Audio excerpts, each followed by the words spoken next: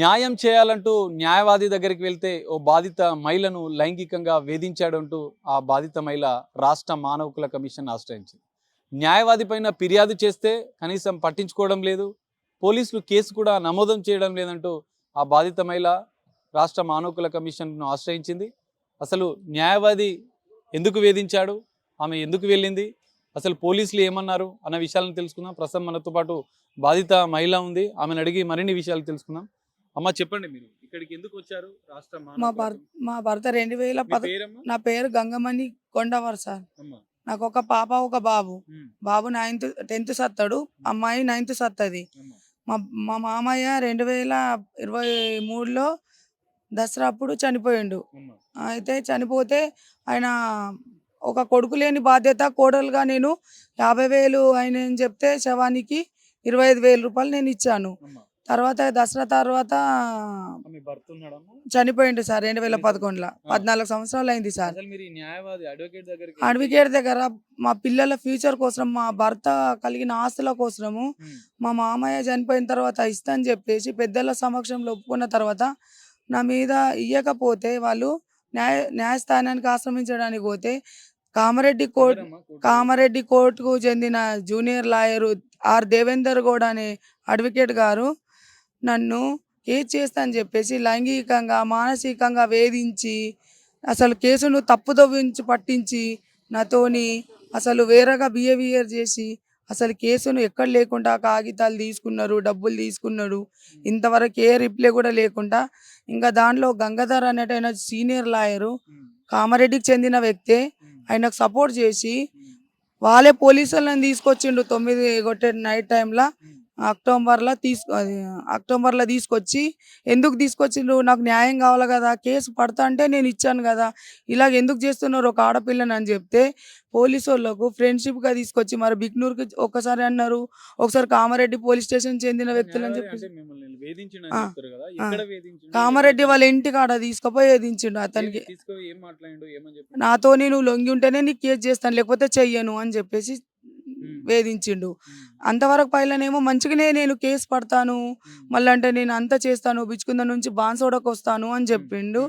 మళ్ళీ తర్వాత ఆయన దగ్గర అసలు లొంగకపోతే మళ్ళా ఇట్లా చేతులు పట్టేసి ఆయన ఒక ఆడవాళ్ళకు వేసుకునే గాజులు ఉంటాయి చూడు, అంతవరకు గుంజి నేను ఆయనకు 10,000 ఇస్తే ముఖం మీద కొడితే అంతవరకు వదిలించుకున్నాడు. ఆయన అక్కడ నుంచి అటాక్ చేసిండు. ఆయన వాళ్ళ ఇంట్లోకి తీసుకుపోయి కోర్టు దగ్గర ఒక 4 ఇండ్లు దాటంగానే ఆయన రెంట్కుంటాడు. ఒక ఏప చెట్టు కింద ఒక రెంట్కుంటాడు అతను. నేను అసలు రాను కూడా అని చెప్పి ఒక ఆమెకే తీసుకుపోయిండు. మా రక్త సంబంధించిన ఆయనకు ఎందుకు తీసుకుపోవు, మా ఒక కోట్ల ఏమన్నాడు అని అంటే నా దగ్గర లొంగి ఉంటేనే నేను కేసు చేస్తాను లేకపోతే చేయను అని చెప్పేసి ఏప్రిల్ నుంచి మార్చి నుంచి నాతోని ఆట పట్టిస్తున్నాడు. ఎందుకు ఇట్లా చేస్తున్నావు, ఒక ఆడదానికి కేసు చేయాలి కదా, నువ్వు ప్రతి ఆడదానికి ఇట్లాగా చేస్తావా, నువ్వు ఇలాంటి పని తప్పుడు పని, నువ్వు పెళ్లి చేయించుకోవాలా, మంచిగా ఉండాలి, ఇలాంటి ఆడవాళ్లకు చెల్లెలతో అక్కతో సమానం చూడాలని చెప్తే నా కేసును తప్పుతో పట్టించి నన్ను బదలాం చేసి ఇచ్చి ఆమె బద్మాష్గా ఉన్నది అని చెప్పేసి ప్రపంచానికి ఎరక చేస్తున్నాడు. ఈ న్యాయవాది పైన మిమ్మల్ని లైంగికంగా వేధించిండని చెప్పి పోలీసులకు ఫిర్యాదు చేశారా? పోలీసులు ఏమన్నారు? పోలీసులు ఏమన్నారంటే ఎస్ఐ గారి దగ్గర నుంచి సిఏ గారి దగ్గర పోయినాం, సిఏ గారి దగ్గర నుంచి డిఎస్పీ గారి దగ్గర పోయినాం, డిఎస్పీ గారి నుంచి ఎస్పీ గారి దగ్గర పోతే ఎలాంటి చేసిన వేధిస్తున్నాడు అని అంటే ఆయన లాయర్ ఉన్నారు కదా, సుధం లేదు వచ్చినప్పుడు లేదు అన్నట్టు మమ్మల్ని పోలీస్ స్టేషన్ నుంచి పంపించారు. మమ్మల్ని ఇంతవరకు 3 సార్లు పోయాను, సిఐ గారి దగ్గర, మళ్ళా ఎస్ఐ గారి దగ్గర, ఎస్పీ గారి దగ్గర 2 times వెళ్ళాను. నేను 2 సార్లు వెళ్ళినాం. ఇంకెక్కడ న్యాయం లేదు, ఏం లేదు. ఎటు తోచకుండా మానవ హక్కుల కమిషనర్కు నాకు న్యాయం కావాలా, ఇలాంటి ఆడపిల్ల ఏ లాయర్ దగ్గర పోయినా నిజాయితీ పని చేయాలని నేను ఒక ప్రపంచానికి మెసేజ్ ఇస్తున్నా సార్. సరే అమ్మా, ఇప్పుడు మీరు ఆ న్యాయవాది పైన ఏం చర్యలు తీసుకోవాలంటారు? పోలీసులు కూడా ఫిర్యాదు తీసుకున్నారు కానీ కేసు నమోదు చేయాలంటున్నారు. మీరు ఏం డిమాండ్ చేస్తున్నారు, ఏం కోరుతున్నారు? రాష్ట్రం నా మీద పడ్డ నిందేను ఆయన ఎక్కడ, నేను కేసు కాగితాలు ఇచ్చిన, డబ్బులు ఇచ్చిన, మాట్లాడి మరి ఎక్కడైనా కనెక్ట్ అయ్యిండు, తప్పు ఎక్కడ అనేసి నిజాయితీగా వచ్చి నా దగ్గర వచ్చి నా మీద పడ్డ నిందేను తొలగించి నా కేసు నాకు నిజాయితీగా పనిచేసి నాది ఏది ఉన్నది కరెక్ట్ చెప్పాలని నేను ఒక మానవ హక్కుల కమిషనర్ కానీ పేపర్ ప్రెస్ సార్ వాళ్ళని కానీ వేడుకుంటున్నా. ఇంకొక ఆమె చిన్న వయసులో భర్తలను కోల్పోతున్నారు. వాళ్ళ మానసికంగా శారీరకంగా వాడుకోకుండా వాళ్ళ ఇష్ట ప్రకారానికి ఇలాంటి మహిళకి ఇంకొకసారి జరగద్దని చెప్పేసి న్యాయవాదుల స్థానానికి కానీ పోలీస్ స్టేషన్లో ఎస్ఐ గారిని కానీ సిఐ గారిని కానీ డిఎస్పీ గారిని కానీ ఎస్పీ గారిని కానీ ఒక ఆడపిల్ల వస్తే చులకన చూడకుండా ఒక న్యాయం జరపాలని నేను ఒక పోలీస్ సార్ వాళ్ళకు నేను ఒక మెసేజ్ ఇస్తున్నా సార్. సో ఇది పరిస్థితి. న్యాయవాది లైంగికంగా వేధించాడు, పోలీసులు కూడా కేసు నమోదు చేయడం లేదు.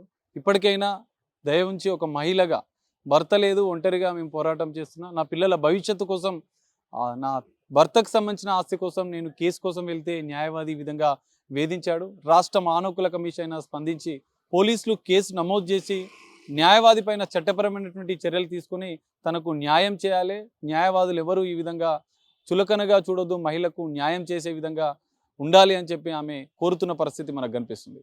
కెమెరామెన్ శివతో కలిసి సాగర్, RTV, హైదరాబాద్. మరిన్ని వీడియోస్ కోసం ఛానల్ సబ్స్క్రైబ్ చేయండి. లేటెస్ట్ అప్డేట్స్ కోసం వాట్సాప్ ఛానల్ ఫాలో అవ్వండి. అండ్ లింక్ డిస్క్రిప్షన్ లో ఉంది.